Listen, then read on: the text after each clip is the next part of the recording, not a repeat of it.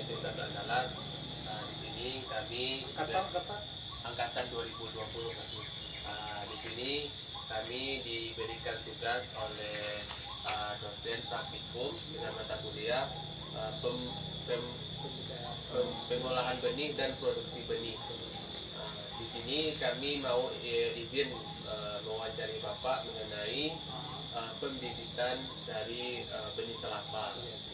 Sebelum itu, izinkanlah kami untuk perkenalkan diri. Sebelumnya perkenalkan, saya Hafidzatul Husni dengan BP 2010 21 30 35, dan teman saya Boy Ananda dengan nomor BP 2010 30. Nama Boy Ananda dengan nomor BP 2010 21 3006. Perkenalkan, saya Ahmad Vanilla, BP 1029. Baik Pak, perkenalkan nama saya Fauzan dengan BP 2010 21 3004 Pak. Perkenalkan, saya Ahmad Nova Al-Fatah, BP 2010 21 30 21. Perkenalkan Pak, nama saya Ali Ahmadi, nomor BP 2010 21 20 33. Mungkin kami setelah perkenalan dari kami Pak, bukan kata Pak mengenal kepada saya perkenalan kami untuk meminta perkenalan dari Bapak serta misalkan umur gitu. Ya, terima kasih kepada adik-adik.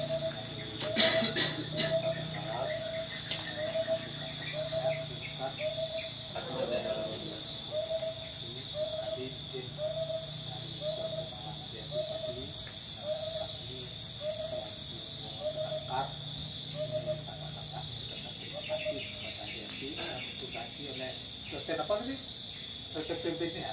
Pengolah benih dan produksi benih.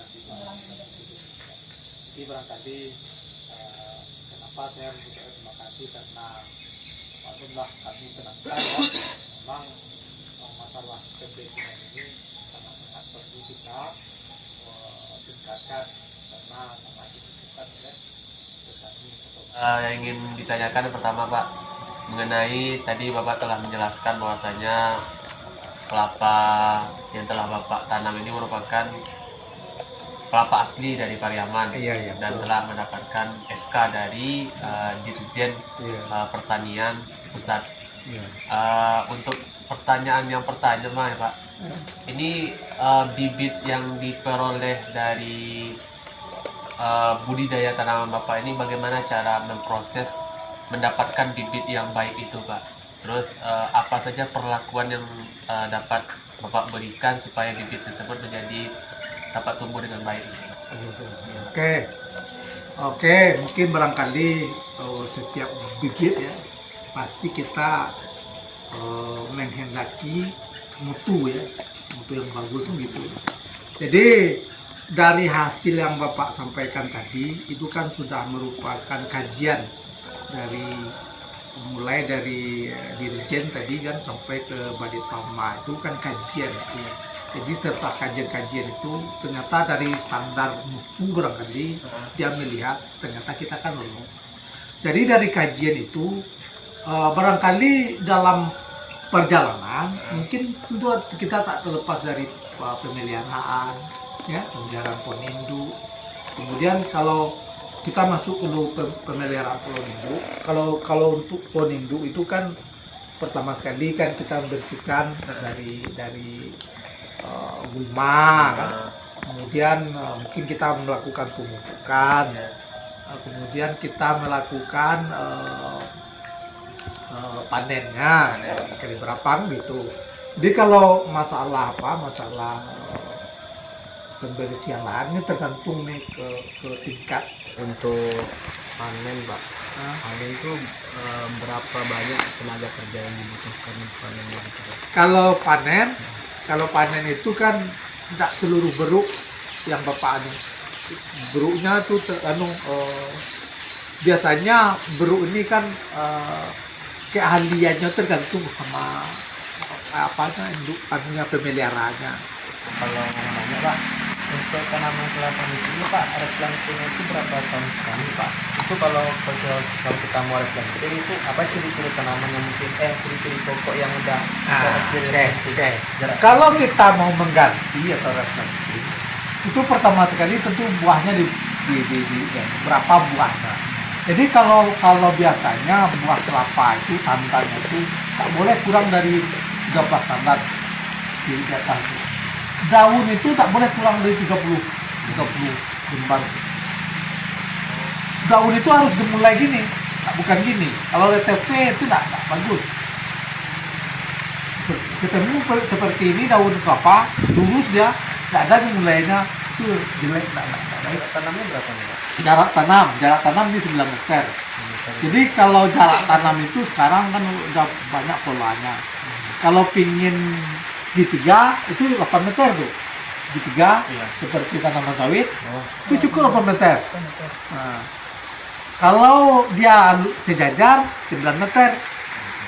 Kalau pingin cara baru sekarang urutnya 6 meter, tiapanya 16 meter, jarak baris, jarak urut 6 meter dengan catatan tidak mengurangi jumlah per hektar, jumlah kapasitas tadi tanaman gunanya untuk kemungkinan bisa kita bertanam seperti palawija. Untuk lanjutnya Pak, balik ke panen lagi nih Pak. Apa ya? Kalau untuk panen, untuk ciri-ciri kan panennya 3 bulan 3 sekali ya bulan. Pak. Itu ada ciri-ciri apa gitu Pak, fisiologisnya gimana untuk yang memang harus bisa dipanen gitu Pak? Biasanya kalau kita cuman panen itu tuh yang masak, berarti yang belang tadi belum turun, itu 15 hari dia udah matang, udah siap panen. Cuma dia baru standar kan. Makanya kita jadian 3 bulan, yang sebulan lagi masak satu lagi. Jadi sebulan ketiganya masak satu lagi. Jadi 3 bulan. Jadi ciri-cirinya dia panen itu yang kelihatan dari bawahnya. Dia sudah hitam kan? Sudah hitam. Dan kita ngitung itu kan bisa. Kalau untuk proses seleksi itu dilakukan oleh siapa Pak? Ada anggota kan sudah Berarti datang ke sini Pak? ada. Untuk kan setelah proses seleksi Pak, setelah proses seleksi itu untuk kelapa-kelapa yang sudah diseleksi itu yang tumbuh itu berapa banyak dari berapa gitu Pak? Biasanya sepengetahuan Bapak selama ini itu tuh tingkat fertilitasnya itu 70%, 30% ini jarang yang lewat dari itu. Dan Pak di sini nih kelapa yang dijadikan apa ini sebagai pendidikan Pak, nggak dijual ke pasar gitu. Jadi pendidikan Apanya? Buahnya. Bibitnya. Buahnya sejak tahun 2011 itu Bapak nggak bisa jual bibit, orang banyak untuk dipesan untuk bibit ini. Tiap tahunnya untuk anunya nggak pernah dikonsumsi lagi.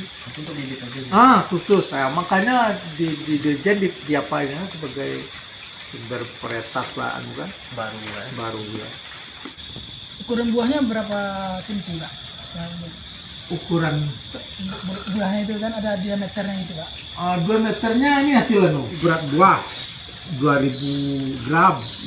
Lingkar ekuator 163,2 cm, lingkar polar 66,6. Itu berat buah 1400 gram.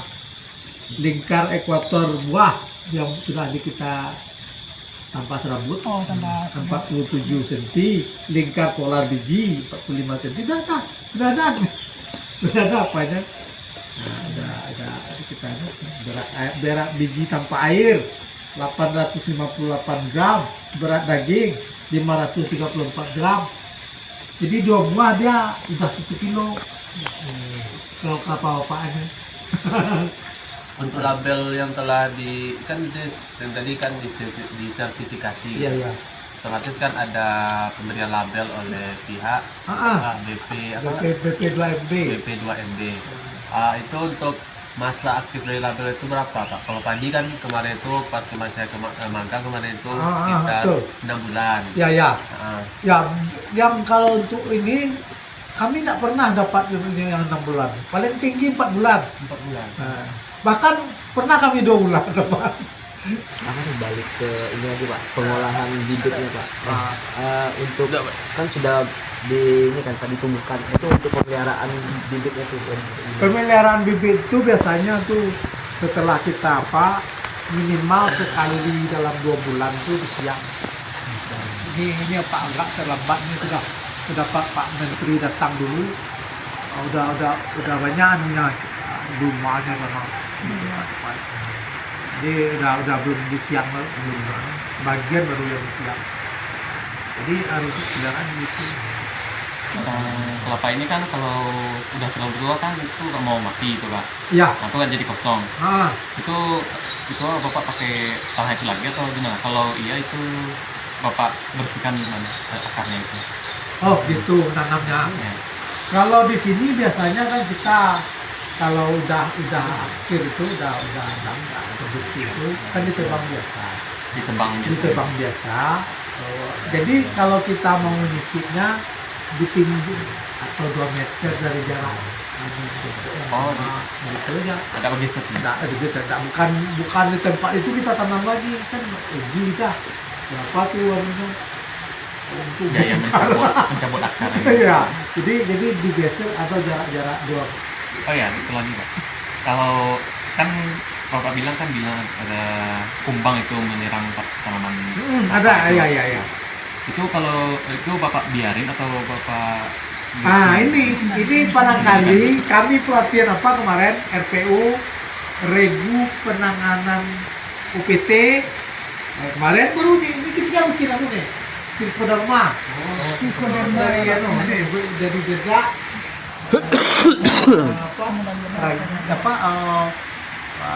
Silkoderma itu biangnya kemudian ada kalau tingkat kerusakannya itu belum parah, nggak usah kita pakai perangkap aja. Mungkin kalian belum lihat ya perangkap. Kemarin dengan apa nih pengujian pelepasan ini. Jadi kalau banyak nama di sini ya itu diuji. Jadi ada sejenis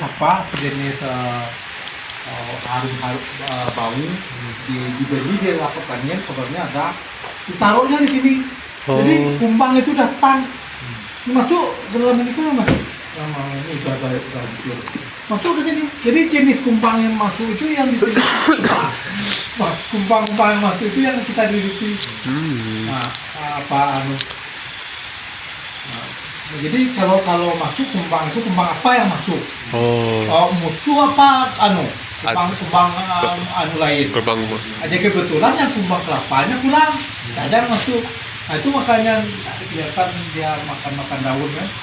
Iya. Berarti ini tiap pohon bakal ditaruh ini? Enggak, kita taruh aja, misalnya jarak 100 meter satu. Taruh aja di tengah-tengah para itu kan. Itu anunya. Itu apa?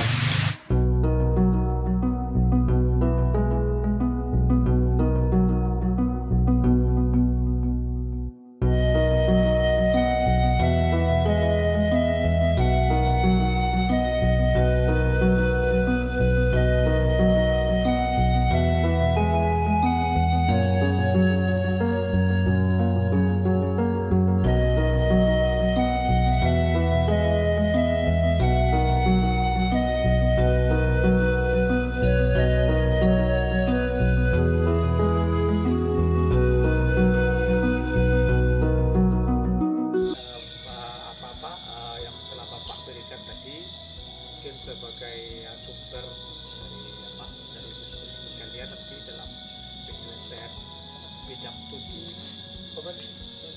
produksi benih dan pengolahan. Mudah-mudahan ada manfaatnya. Mungkin itulah yang Bapak bilang mungkin dalam penyampaian tadi. Ini Bang, mohon maaf ya. Kami juga mohon maaf. Salah-salah kata, Pak. Iya.